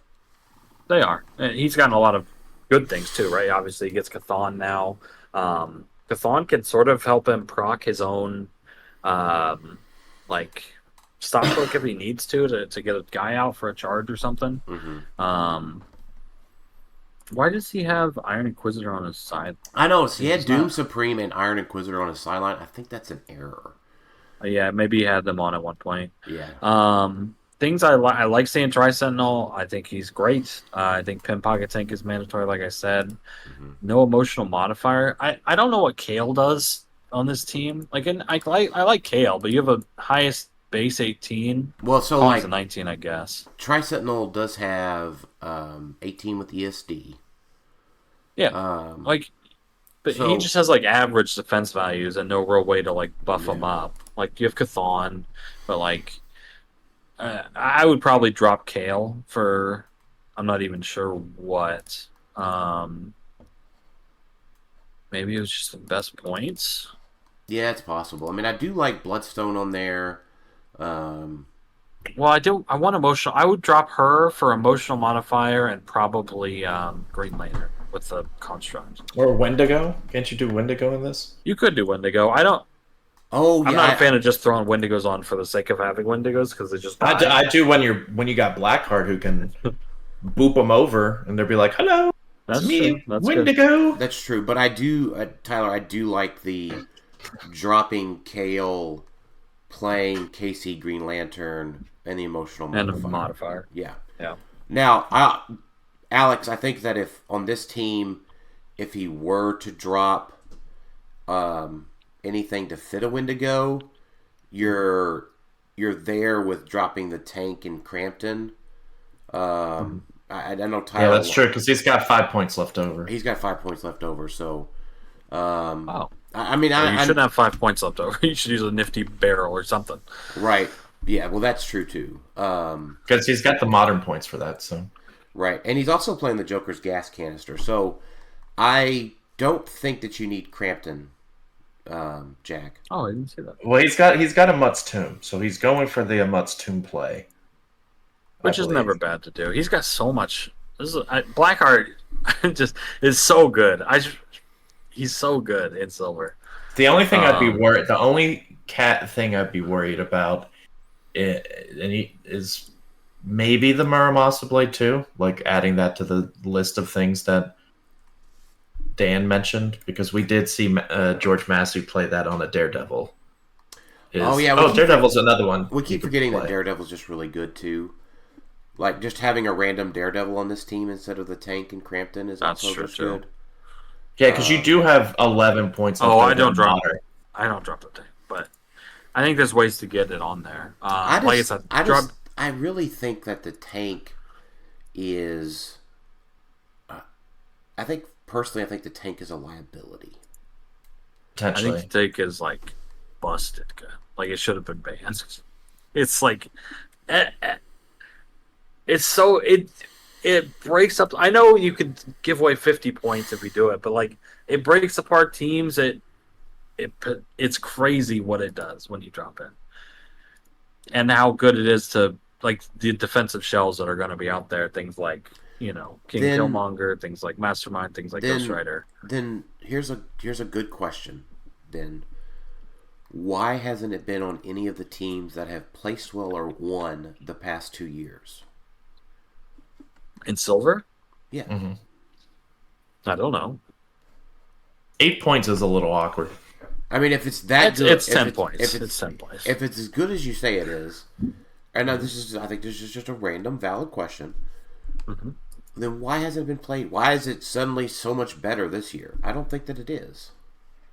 I don't know. I didn't really play any silver, but I don't know if maybe people forgot about it, but...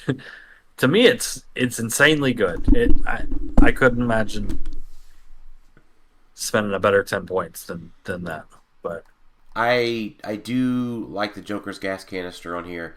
I don't, like I said, I don't think I'd change much about this team. I'm in agreement with getting Kale off there, putting on KC Green Lantern, and a emotional modifier on somebody. Doesn't Elsa get the trick arrows for free though? Elsa does get trick arrows for free. Who do you equip it to? I guess you don't really want. I mean, if they're confident in their ability to throw the tank, then maybe the other Blackheart gets it. Yeah. I mean, if you're not really worried about Killmonger because you're just going to throw the tank, then put the emotional modifier on Blackheart. Yeah. How many targets does Blackheart have? Wait, what's the wording on? Only one. That's a little sad. What's the wording on modifier? It's just within 3 of the 4. The Battle Fury you need line of fire. The other 2 you don't. Hold on. Let me look at the modifier real quick. Because my thought is maybe you do. You might start it on Elsa. Why? Because you could give it to Kong, right? Yeah, but why not just give it to Blackheart? Because Kong is a bigger base, so wouldn't it work for a wider range, technically? I guess a little bit. I don't think it's worth not having a trick arrow on Elsa. I mean, I guess. I'm just thinking of, like, she is able to equip Kong. She's one of the few people that can outside of MJJ, so do you utilize that for this at all? That's a good question, but I don't think so, because you have 10 points for equips, so you want to have the modifier because it's best 10 points, and it doesn't really matter who holds that. So I don't think it's worth it. Mad Jim is mystical. Yeah, you could run Mad Jim over Elsa if you wanted to. Man. It's a big question. Which one of those is better? I prefer Mad Jim. Yeah, that makes sense. It's free barrier. I mean, it's free barrier. Well, you get the free equip, right? So you get to bring in a huge equip from your sideline. I mean, I get the idea here with Elsa, right? He's trying to be more offensive as opposed to defensive. Right. Yeah, I mean, but I mean, also like giving Kong the Ock arms. Mm-hmm. Giving Kong, I don't know, a gauntlet or the Infinity Gauntlet. Right. Yeah, why not Gauntlet? But I get the idea here with Elsa. He's thinking, oh, I'm just going to run up and, you know, hit somebody with Elsa and steal their Infinity Gauntlet. Yeah, that's going to work for a match, maybe.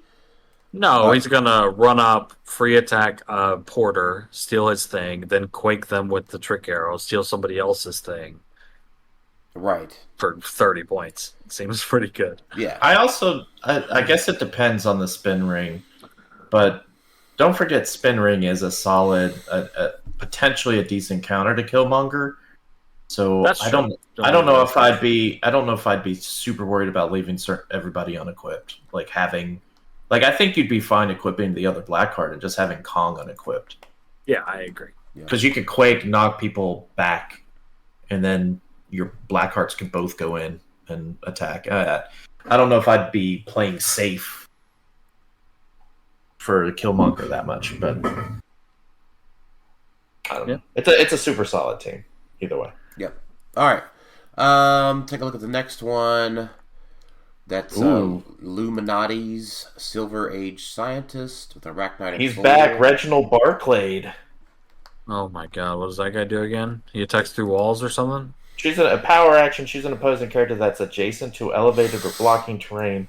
Make a close attack targeting that character regardless of adjacency. What are his maps? That's interesting. So he has Wakanda, which I don't think is the right play. He's going to negative to the zone. These are all... Wait, no. Where's... Isn't there a map with, only elevated? Mostly elevated? Not Danny in the street? Oh, there is. I mean, Ultron's Lair is one. I was thinking Ultron. I mean, that's a smaller map, though, right? Or is it a big map? Yeah, you can just play the smaller one, but that's why. If you're just standing all on elevated, surrounded by elevated, I guess you are adjacent to elevated. I was thinking elevation change, but no, it would just be elevated. Yeah. So you just pick one of those maps that just is all elevated, elevation 2 or something, and then you just hit everybody. Or anybody? Well, let's look. Is he good enough? What does he have on that? That's his middle, so he's 11 for 3. It's 50 points. I don't know. It can't be bad. It attacks it makes your opponent play differently for sure. I don't mind him. I think the rescue is not the best use of points there. Rescue. What does she do? Yeah, she's the one that you could roll a D6 on her in cap once per game. I think. Yeah.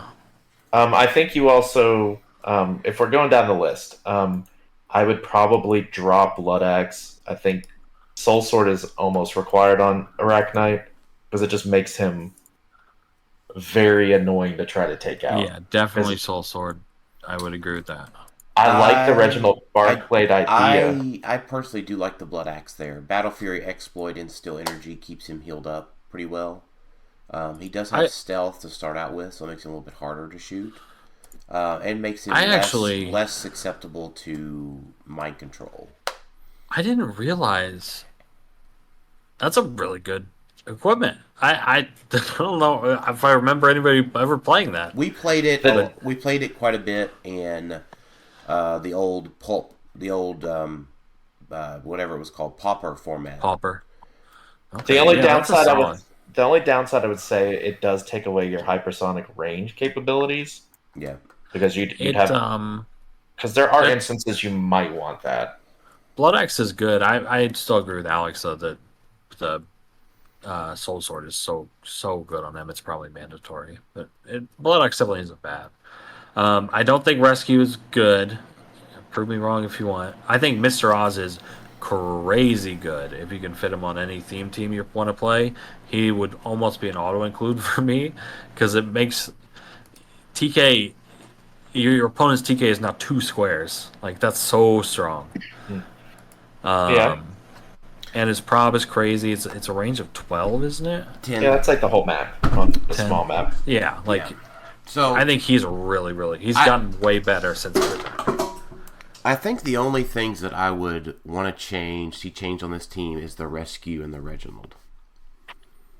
Definitely Rescue. I think Reginald's fine. I agree.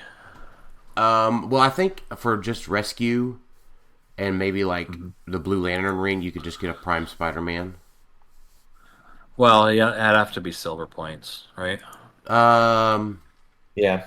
But there's plenty of Cosmic Silver that's great. Scientist. You could put some... Oh, is it Scientist team? Yeah, it's Scientist. Oh, okay. You can do what's the Prime one PJ played? What's a Molecule Man? The one that like Prime. It's the Scientist dude from Future Foundation. I know who you're talking about. The Wizard. Weather Wizard. Not Weather Wizard. The Wizard. What? The Wizard. It was the Wizard. Yeah, Yeah, the the Wizard. The Wizard's great. He's probably still great. Yep. Can y'all hear me okay? Yeah. Okay. I think that's a solid play, just to kind of give you another person that just lines of fire can't be blocked. Though I guess eventually it depends on if, like, I think that's since you don't have a prime at all, or I guess you have Absorbing Man. Yeah, but that's only because he doesn't have a prime. Well, Absorbing Man Prime is pretty good on a map with a lot of blocking. I don't think he's that good. I played him a couple times now. It depends. If you take I would always 10 out of 10 times I would take the Destroyer over Absorbing Man in silver. Ooh, I don't No, know if I agree with that, you can't play Destroyer anymore. Why? He immediately becomes 100 points liability. Well, A, I don't think that's true, and B, we play this game differently. It gives me a large impact whenever he comes in. No, I'm saying whenever he comes in, he's immediately who I'm targeting to get 100 points out of. I could be, but then you're not killing my permanent figures that I paid for. So he's taking a whole turn of CSS or whatever you used to kill him. No, you can't play CSS because... Well, whatever you used to kill him. Which is like he's high impact, is what I'm saying. He's not optional, is the problem. I think my biggest thing to take away from Absorbing Man is optional, right? If you don't want him to come in. Destroyer is a liability because he can start to come in down low and he doesn't have protected outwit. So you just outwit the impervious, you just smack him. Well, you have to it's hard to do. Hard to do. If he takes damage and doesn't die, he goes back to your starting line, right? Hard to do what? Deal 8 damage without actions resolving? No, not really. It's not easy to do. Most characters can't do that. It can be done, but it's not. It's not like you snap your fingers. We just talked about teams that are doing like 6 penetrating with no problem. Yeah, and that was on it can't happen. That was on just a regular attack. It can happen, but then you're paying 0 points to take a full 8 damage of their turn. It's still not bad. Going back to the guy's team, Scientists, I think there are potentially other better pieces. I think maybe you need to invest a little bit more into Barclay, potentially. Like, if there was another, like, if you could fit it, well, I guess in a power or something. Like, yeah, I did see you have the Blue Lantern ring, which is smart for the Empower for Barclay. Well, and Nathaniel Richards has it too, and Nathaniel could give him Precision Strike. Oh, so, like, definitely play Nathaniel. Yeah, he would be like a good include. That's all fine. I mean, I think that's good. I think the only Iron Man. I think the only that's banned. I think the only problem with this team in general is that you don't get to just go to your map anymore. Yeah. I mean, that definitely hurts Barclay for sure. He used to rely on higher maps, but yeah. I don't think he's too bad. It for silver, like it has a lot of upsides. All right, let's look at the next team, Dylan. yeah, we can look at your team real quick. It's fine that you're not going to Cup. I wish you were. I mean, I like his team. It's Jean Grey He's go doing the bomb. Jean Grey go boom. Yeah. It feels like the rest of your team is set up to make Jean Grey go boom, and then like Prime Spider-Man's just there. Yeah, it does kind of look like that. Right, like I see everything else you got going on, and then Prime Spider-Man's just there. What does Maria Hill do again? She keeps her from being targeted. When a friendly character uses mind control to target a character that hasn't been damaged this turn after resolutions, that targeted character can't make attacks or be attacked until your next turn. That's cool. That's a cool tech for this. Yeah, she was used with that when she was modern. Was she? I don't ever remember that. Yeah. And I played the Maria Hill, I did once. But yeah, for people that don't know, the Jean Grey thing is you have Exodus. Jean Grey can be mind controlled by friendly characters. That's her big thing. And Exodus, they play him. You mind control Jean Grey, and with who actually does it? The power gem gives +1 damage. Well, no, who lets him damage? Is that just? Oh, that's just Exodus's trait. That's just Exodus allows him to Got do it. that. Yeah. Okay, yeah. So he mind controls her. He says after he mind controls, he gets to damage them. So he gets to damage her because she's friendly. She goes to her stop click, and her stop click says, "Go boom." Oh, it's a rabbit. Yeah, basically, after resolutions, deal 3 damage to all other characters, friendly and opposing, within 6 squares of her. Doesn't light a fire or anything. So you might control the Jean to go into their starting area, and then she blows up and does 3 damage to the whole team. The Maria Hill thing is super cool. She can't be attacked. Ace, I don't really know what she does for you. She's a good figure. Stops all the probbing. Yeah, but you can't really she's a solid figure. I don't know if she's specifically good for this. Right. But she's something. Yeah. But yeah, I agree. I don't know what Prime Spider-Man's doing on there. Can you bring him up with her and he takes 3 or something? No, that's not. Well, that's what's going to be my suggestion is that you take the Liar Ring and the Demonic Ring off, and you give Jean Grey the Space Gem. For what? More movement? Isn't that what it gives you? Passenger 2. Who are you carrying up? Prime Spider-Man. He's going to take 3 damage and not be good. He's got Impervious, so he's only going to take 1. 1, but that gets him off his thing, right? I don't know. Does it? It takes him off of his speed power, which is the... No, that's just Charge Flurry, I guess. Yeah. So if he's 2 token, he was still going to just charge, essentially, then. Right. But there's... I mean, it's a thing. I just don't... I think there's... It's definitely not... Yeah, you're right. Yeah, there's probably something better you could do than Prime Spider-Man on there. There's just a lot going on with all of this that I feel like it's too all in on, like, everyone mind controls on this team effectively. Like, yeah, I don't know why. What do you mean? Well, it's not as it like Ace with the Liar. She's not mind controlling Jean Grey, right? No. Exodus is.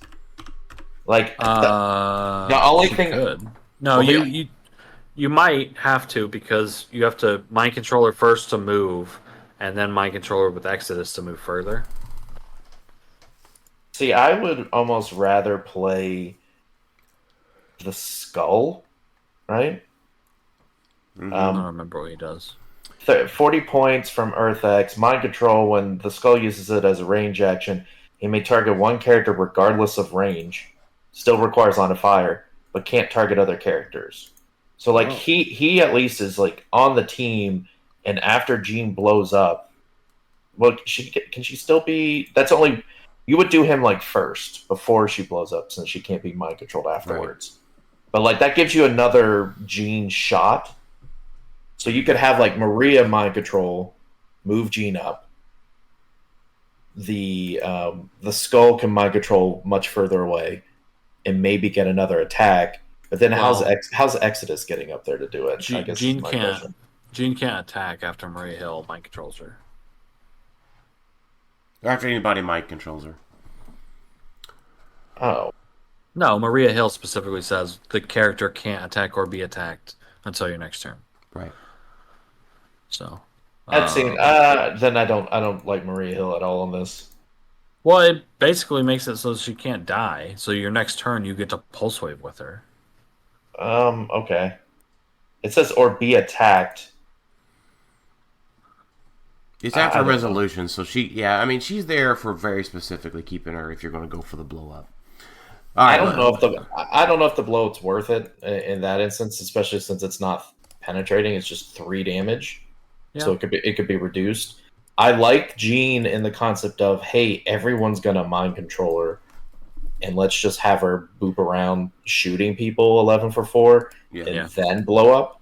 I think that is a better idea to build around. So you could drop the Spider-Man, and there's nothing stopping you from playing 2 Jeans, right? No. Like, so you could potentially play 2 Jeans and have both of them being mind controlled, going up and just shooting, and then Exodus does one of them to the blow up. I don't like the split. All in on that 3 damage is way more expensive than playing the Pimp Pocket Tank that do 2 and separate everybody. But it's a cool concept. It's going back to a old favorite. It's just Weingart's banned, so you can't play him. But all right, let's take a look at Jeff Dumas's team, which is a Herald themed team. First thing I see, Jeff, is you're missing like Khonshu on the Watcher, and you're missing like Tarret on Scott Porter Blackshirt. You just get those for free, so don't forget that you get to use those. So I know Stardust is really annoying. I've played against it in Pulp, and it's a really good piece. It just pulse waves really well. Does it do a whole bunch? Not really, but it's a really good pulse waver. I would say, Jeff, that maybe this isn't the strongest team that we were reviewing tonight. It's a little. So how would we make? It's Herald, right? Is that? Yeah. Can we see that? I can't. Herald team. Yeah, So how would we make Herald better in this instance? Like just a few quick figures or points. Guy Gardner's great. The Alexis, I don't think is very good. The Watcher's great. Necron's great. Sandwalker, like everything below Stardust is good. Yeah, so I would say good Herald too. I would say replacing Stardust and Herald would be where I would start, and what I would replace them with is a good question. I mean, you do have Lex isn't bad. Yeah, I mean Lex is okay, but you have like Cordian Thunderer on there. You have your other Black Lanterns on here since you're playing Necron. So, like, you get free Tarettes, the support one. True. Yeah, and you have Blackshirt Porter. So, like, Herald's a great way to play Black Lanterns in Silver. If you're going to splash a Black Lantern, I think Green Arrow is probably the best one to throw on. That was on was on my mind, right? Healing up Black Lantern. Actually, I'm there also, so... Yeah, I was going to say healing up Black Lantern instead of Lex is a good play. That also, taking off Stardust, would let you... you could play 2 Batman for that. A different kind of tech, though. Like, that's... You could play 2, but Batman's kind of specific. I would take off Lex for what do we say? Green Arrow for sure. Yeah. I would drop the Stardust. I would play probably Cordian. Well, the thing is that 15. You've got to remember that you're also running into the Silver Age points. Well, she's 100 points of Modern, right? No, Stardust is Silver. Okay. So if that's the case, you probably just play other lanterns. So you would do... Yeah. I think the Green Lantern from the Wonder Woman set is really good at either 50 or 75. He's a great option. You also have this Chip Herald, because if so, Chip is Yeah. amazing. Chip doesn't need the ring to make constructs, so you still got to make them, even though you're already using. Yeah, he has Herald. Mm-hmm. He's 35, so there's a lot of great Lantern Herald options out there. Like something there. But other than, I'm not a huge fan of Stardust. She just does cool things. Right. But yeah, it's a lot of lanterns that you get to use. But yeah, other than that, I like it. All right, and then let's look at Peter's team real quick. He's got 2 teams on here, doesn't he? He does, but I was going to say I don't like your Finn Balor. No, I do like your Finn Balor because it's the one to get rid of defense powers. Okay. So that's cool. I can one-shot a whole lot of things with 5 damage. 6 damage with your black heart there. Spin ring on your black heart. Your Scott Crampton should become a Joker's gas canister. Probably get rid of Jarn Bajorn. Jarn Bajorn for something else. Soul Sword, that's fine. One of your Tri-Sentinels becomes 2 Wendigos. Well, he's got Amit's Tomb, so he may be doing that to 2 Tri-Sentinels can rack up. Yeah, that's true. Those tokens real fast just by sidestepping and destroying blocking, right? So I'm fine with the 2 because you're probably not using the Wendigos to punch. That's fair. Blocking, but I right? would take off Scott for Joker's gas canister, spin ring on your black heart, and then something else, soul sword on your black heart, your other black heart. Finn Balor. Is Finn Balor worth it? If we're really looking at this, I don't remember Flying Leap. What is Flying Leap again? I don't know. I have no fucking clue. I think it's like a charge. Flying Leap. I just know like you move HeroClix. 3 or something. When he uses a hit character, change defense powers until your next turn. If he has 1 action token, Flying Leap. I'm just move up to 3 squares. Yeah. Then make a close attack. Modify attack +1. If this character started adjacent to 2 ropes, also modify damage. So it's like a bad charge. But he's got a ton of reach, so Does he? He doesn't. Like, I get Blackheart moves him over, but then he can only move 3. Yeah. yeah. And he can only use Flying Leap if he has 1 action. If you wanted to make a team using Finn Balor to his utmost, this is that team. Yep. This is not an optimized meta team because Finn Balor is here. Yeah. But if you want to play him, this is the team to do it on. But I don't think he's good enough to be considered. Right. Also, absolutely not give him Power Gem. I understand the 5 damage. But Blackheart's right there. Well, and it's also, this is a world of rollouts. He needs a way to get through. Like, he needs a way to get Precision Strike. So give him a ring. Give him 2 rings. Give him the Spectral or whichever one is the Precision Strike one. And then give him Spin if you really want to. It doesn't matter. But you could give him, what's it called? Exospecs? To give him. No, that doesn't help because this thing he has to use that power.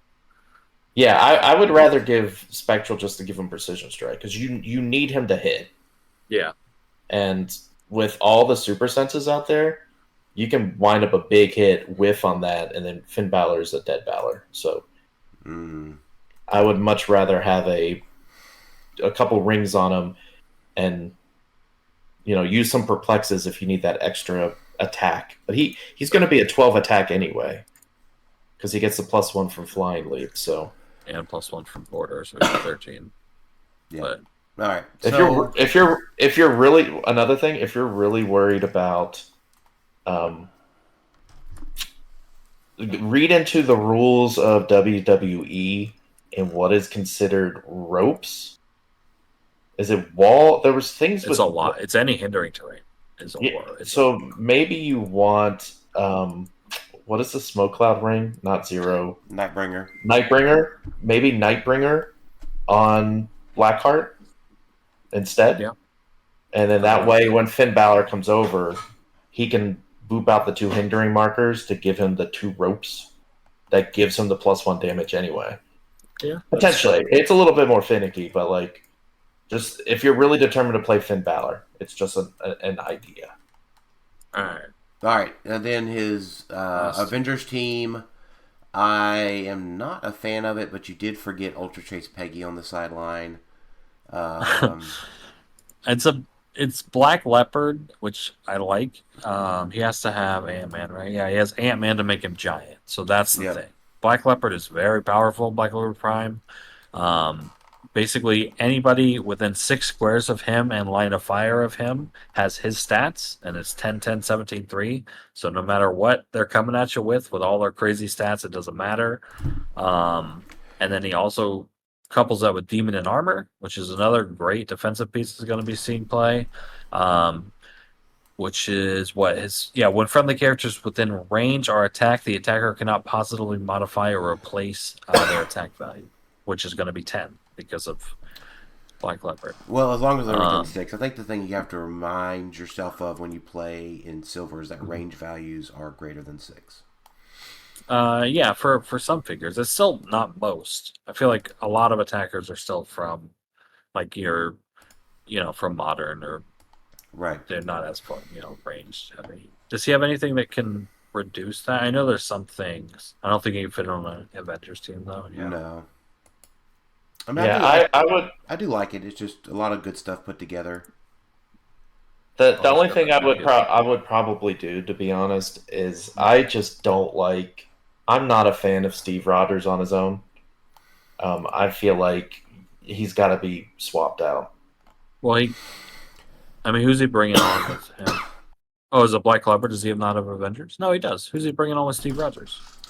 Demon in Armor. Demon in Armor. Oh, okay. That makes sense. Okay.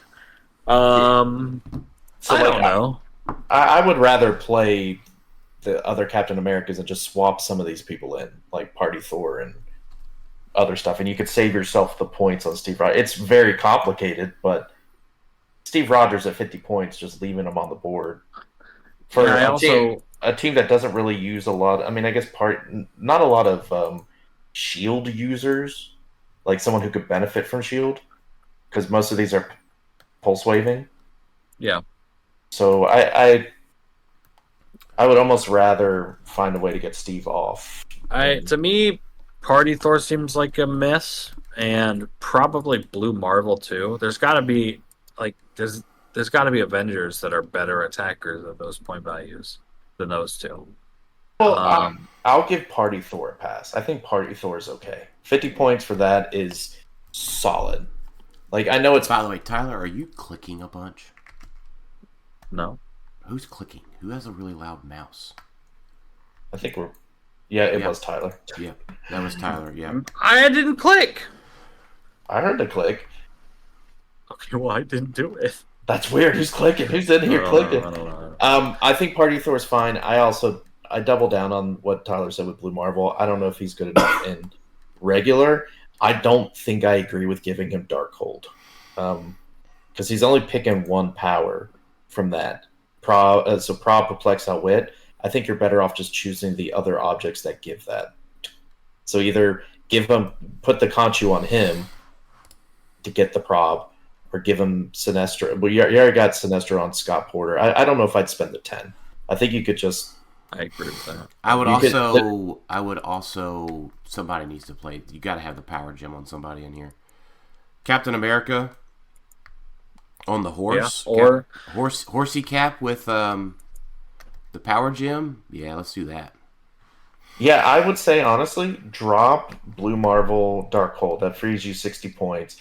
Get rid of Nebula. As much as I like her 25, just get rid of her. That gives you a Hawkeye and Hawkeye. Yeah, that's great. And 10 points to equip them with the power gem. The power gem, and then you've got Ant-Man there, or the time gem, make them giant. Yeah, and then you've got a TK piece. No, yeah, that sounds super solid. Wait, do you have a TK? Demon in Armor, does he have it? I think he does. Yeah, he does. Armor has TK. So you can use Demon in Armor to TK out Hawkeye and Hawkeye to shoot from far away. Because at that point, I'd be okay with Steve having shield. because he could have it. Scott Porter would have it.